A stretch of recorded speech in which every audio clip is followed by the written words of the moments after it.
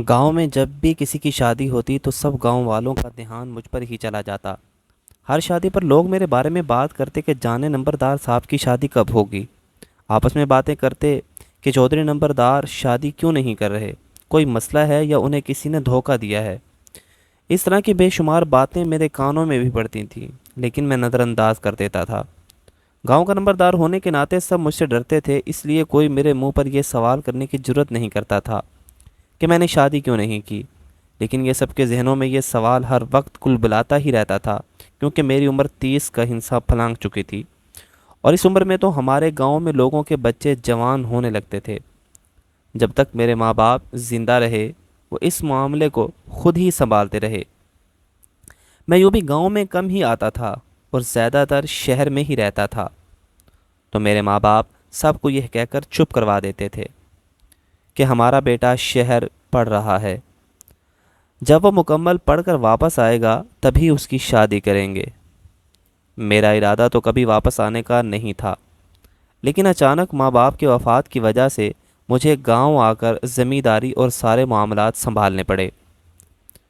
شروع میں تو سب خاندان والے میرے پیچھے پڑے رہے تھے، شادی کر لو، تم شادی کیوں نہیں کر رہے، تمہیں اپنی نسل آگے بڑھانی چاہیے، شادی کرو، بچے پیدا کرو۔ مگر ان میں سے کوئی میرا راز نہیں جانتا تھا کہ میں ایک نامرد ہوں۔ جانتا تو میں بھی نہیں تھا، مجھے بھی کچھ عرصہ پہلے ہی پتہ چلا تھا۔ میرے ماں باپ نے مجھ سمیت سب سے یہ بات چھپائی ہوئی تھی کہ میں ایک مکمل مرد نہیں ہوں۔ مجھ میں پیدائش سے ہی نقص تھا، اور میرے بڑے ہونے پر ڈاکٹرز نے میرے ماں باپ کو صاف کہہ دیا تھا کہ میں کبھی بھی باپ نہیں بن سکوں گا۔ میرے ماں باپ نے بھی کسی پر میرا راز عیاں نہیں ہونے دیا، یہاں تک کہ جب تک میں سمجھدار نہیں ہو گیا مجھے بھی اس بارے میں کچھ نہیں بتایا۔ جب مجھے اپنے راز کا پتہ چلا تو میں بہت دکھی ہوا تھا، اور فیصلہ کر لیا تھا کہ میں کبھی شادی نہیں کروں گا، کیونکہ میں لوگوں میں اپنا مذاق اور تماشا نہیں بنوانا چاہتا تھا۔ لیکن اب ایسا لگ رہا تھا کہ سب لوگ مجھ پر طنز کرنے لگے ہیں۔ میرے ماں باپ کے مرنے کے بعد تو سب ہاتھ دھو کر میری شادی کے پیچھے ہی پڑ گئے تھے۔ میں سب کو منع کرتے اور بہانے بناتے بناتے تھک گیا، اس لیے اب جب کوئی میری شادی کی بات کرتا تھا تو میں اس سے منہ توڑ جواب دیتا تھا۔ یہی وجہ تھی کہ لوگوں نے میرے منہ پر یہ بات کرنی چھوڑ دی، مگر پیٹھ پیچھے وہ کہہ کے لگاتے تھے اور میرے بارے میں عجیب و غریب باتیں کرتے تھے۔ میں کوئی عام انسان ہوتا تو شاید لوگ میری اتنی پرواہ نہیں کرتے، مگر میں چونکہ گاؤں کا نمبردار تھا اور آنے والی نسلوں کا امیر، تو اسی لیے سب کی نظریں مجھ پر ہی تھیں۔ ایک بار ایسا ہوا کہ آس پاس کے سبھی گاؤں کے چودھریوں کی ایک جاگیردار کے بیٹے کی شادی پر ملاقات ہوئی۔ جب میں ان سب میں آ کر بیٹھا تو سب کی نظریں مجھ پر اٹھ گئیں۔ ایک چودھری کہنے لگا کہ اس نے تو قسم کھائی ہے کہ شادی ہی نہیں کرے گا۔ دوسرا شخص کہنے لگا کہ تم یہی دیکھ لو کہ ہم سب کے بچے اب جوان ہونے لگے ہیں، اور تم خود کو ابھی تک خود کو ننھے منھے بچے ہی سمجھ رہے ہو۔ 30 سال شادی کے لیے اچھی عمر ہے، اگر ابھی نہیں کرو گے تو کب کرو گے؟ وہاں میرا حریف چودھری بھی بیٹھا ہوا تھا۔ اس نے میرا مذاق بنانے والے انداز میں کہا، صاحب کہیں ایسا تو نہیں کہ آپ کہیں کوئی مسئلہ ہے جس کی وجہ سے آپ شادی نہیں کر رہے؟ یہ سنا تھا کہ میرا پارا چڑھ گیا اور میں نے اس کو پیٹنا شروع کر دیا۔ بڑی مشکل سے لوگوں نے ہمیں چھڑوایا اور میں غصے سے اپنے گھر آ گیا۔ میں آئے روز کے اس تماشے سے بہت تنگ آ چکا تھا، اور میں چاہتا تھا کہ لوگوں کی زبانیں کسی طریقے سے بند ہو جائیں، مگر اس کا واحد حل یہی تھا کہ میری شادی ہو جاتی۔ مگر میں یہ بھی نہیں کر سکتا تھا کہ میری بیوی کو جب میں اس کے حقوق ہی نہیں دے سکتا تو وہ مجھے چھوڑ جاتی، یا پھر وہ زمانے بھر میں میرا مذاق بنا دیتی۔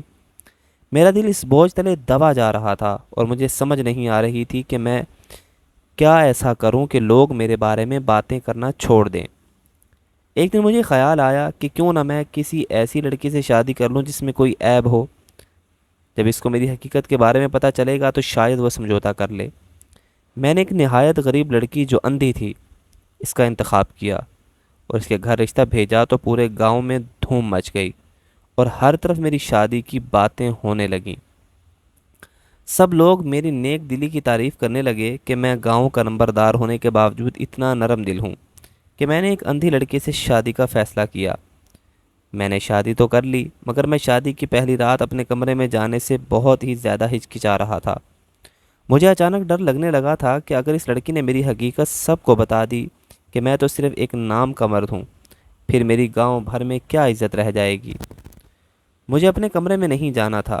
میں کچھ ایسا کرنا چاہتا تھا کہ میری بیوی بھی خوش ہو جاتی اور میرا بھی پردہ رہ جاتا۔ رات کے اس پہر میں نے لان میں کسی کا سایہ دیکھا تو میں چونک گیا۔ آواز دے کر اسے بلایا تو وہ میرا ملازم بخشو تھا۔ بخشو میرا بہت وفادار بندہ تھا اور کئی سالوں سے میرے ساتھ کام کرتا تھا۔ اس کو دیکھ کر میرے ذہن میں ایک شیطانی خیال آیا، اگرچہ یہ پلان انتہائی گھٹیا اور حرام تھا، مگر پھر بھی مجھے اسے کرنا پڑا تھا کہ دنیا کے سامنے میرا راز نہ کھل جائے۔ میں نے اپنے ملازم بخشو کو اپنی ساری حقیقت بتا دی اور اس سے التجا کی کہ وہ میری جگہ میرے کمرے میں چلا جائے۔ پہلے تو وہ یہ سن کر بہت حیران ہوا، پھر مجھے انکار کرتے ہوئے کہنے لگا کہ مالک، میں آپ کی بیوی کے ساتھ کمرے میں کیسے؟ نہیں، یہ مجھ سے نہیں ہوگا۔ آپ تو میرے مالک ہو اور آپ کی بیوی میری مالکن، تو میں ایسے کیسے آپ کی امانت میں خیانت کر سکتا ہوں؟ میں نے اسے ڈانٹتے ہوئے کہا کہ بخشو، تمہیں یہ کرنا ہی ہوگا، میں تمہارا مالک تمہیں حکم دے رہا ہوں۔ یوں میں نے اپنی عزت بچانے کی خاطر اپنی بیوی کی عزت خراب کرنے کا فیصلہ کر لیا اور اپنے ملازم کو زبردستی کمرے میں بھیج دیا۔ وہ بیچارہ تو ہرگز بھی نہیں جانا چاہتا تھا، مگر میں نے ہی اسے مجبور کیا۔ میرے کمرے میں جانے سے پہلے اس نے ایک عجیب حرکت کی۔ وہ کہنے لگا کہ میں بس 2 منٹ میں آیا۔ 2 منٹ کے بعد جب اس کی واپسی ہوئی تو اس کے ہاتھ میں ایک رسی تھی۔ وہ رسی لے کر کمرے میں چلا گیا۔ اس وقت میں نے اسے نہیں پوچھا کہ اسے اس رسی سے کیا کام ہے، لیکن صبح جب وہ کمرے سے باہر نکلا تو بھی اس کے ہاتھ میں رسی ہی تھی۔ میں نے پھر بھی اس سے پوچھنا مناسب نہیں سمجھا اور اپنے کمرے میں چلا گیا۔ میری بیوی اندھی ضرور تھی، لیکن وہ بلا کی خوبصورت تھی، اور چونکہ غریب گھرانے سے تعلق رکھتی تھی، اس لیے اب تک اس کے نابینا ہونے کی وجہ سے اس کی کہیں شادی نہیں ہو پائی تھی۔ وہ اب نمبردار کی بیوی بن کر خوش تھی۔ میں نے اس سے کافی دیر تک بات چیت کی اور میں نے یہی اندازہ لگایا کہ اسے بالکل خبر نہیں ہوئی کہ رات کے جو کمرے میں آیا تھا وہ میں نہیں بلکہ کوئی اور تھا۔ حالانکہ میں بہت ڈر رہا تھا کہ کہیں میں پکڑا نہ جاؤں، مگر شکر ہے کہ اسے بالکل پتہ نہیں چلا۔ تو اگلے دن بھی میں نے بخشو کو ہی اپنی جگہ کمرے میں بھیج دیا۔ میری بیوی اس شادی سے بہت زیادہ خوش تھی۔ مجھے کہتی تھی کہ اب بس میں یہی چاہتی ہوں کہ جلدی سے ہماری اولاد ہو جائے اور میں آپ کو وارث دے سکوں۔ روز رات کو یہی تماشا ہوتا۔ میں اپنے ملازم کو کمرے میں بھیج دیتا اور صبح جب وہ کمرے سے باہر نکلتا تو میں کمرے میں چلا جاتا۔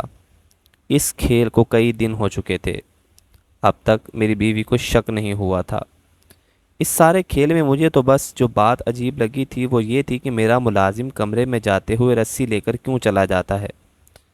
ایک دو بار میں اس سے پوچھا بھی تھا کہ اس رسی کا کیا مقصد ہے، تو وہ مجھے ٹال جاتا اور کہتا آپ نہیں سمجھیں گے، پھر کبھی سمجھاؤں گا، اور میں چپ ہو جاتا۔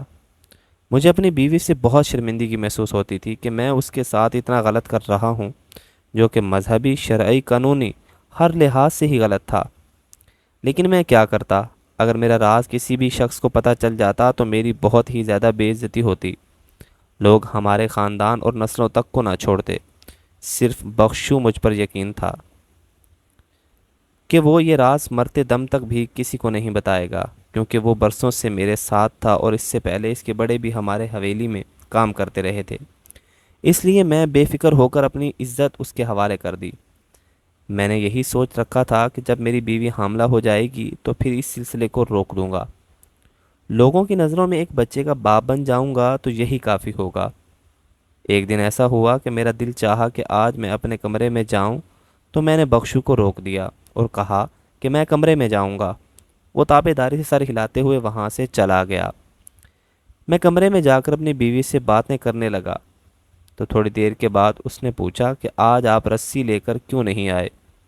تو میں چونک گیا، کیونکہ مجھے تو اس معاملے کا علم نہیں تھا کہ اس کمرے میں وہ دونوں رسی سے کیا کرتے ہیں۔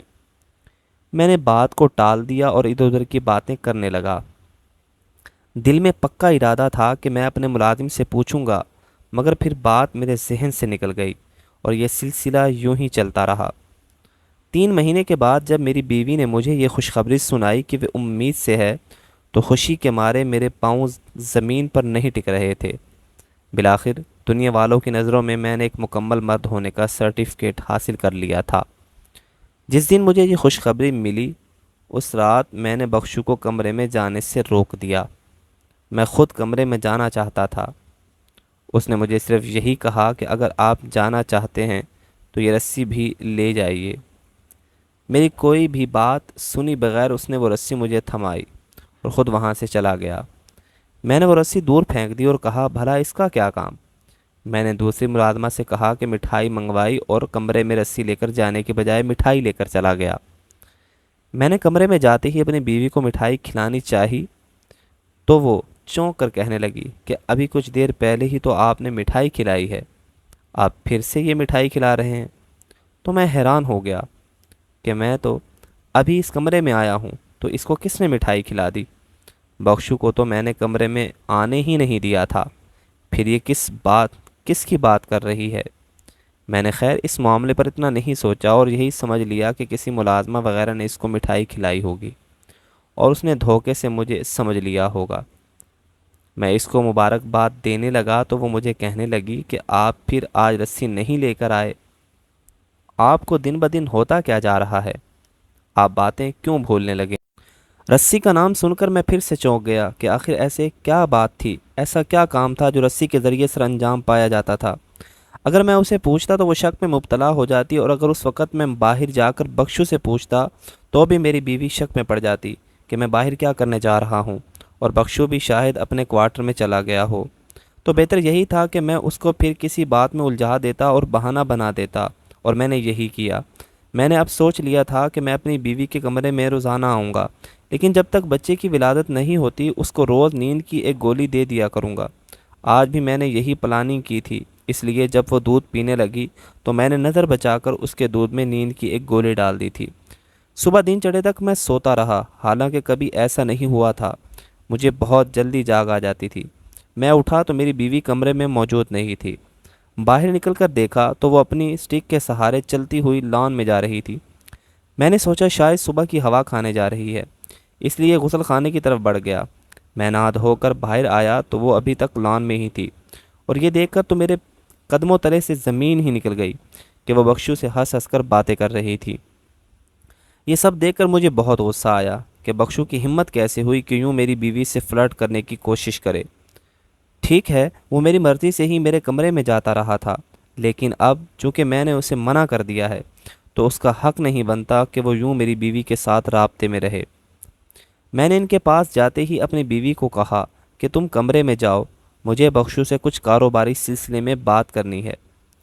وہ کمرے میں چلی گئی تو میں نے ایک زوردار تھپڑ بخشو کو رسید کیا اور کہا کہ تمہاری ہمت بھی کیسے ہوئی، تم میری بیوی سے اتنا فری ہو کر کیوں باتیں کر رہے تھے؟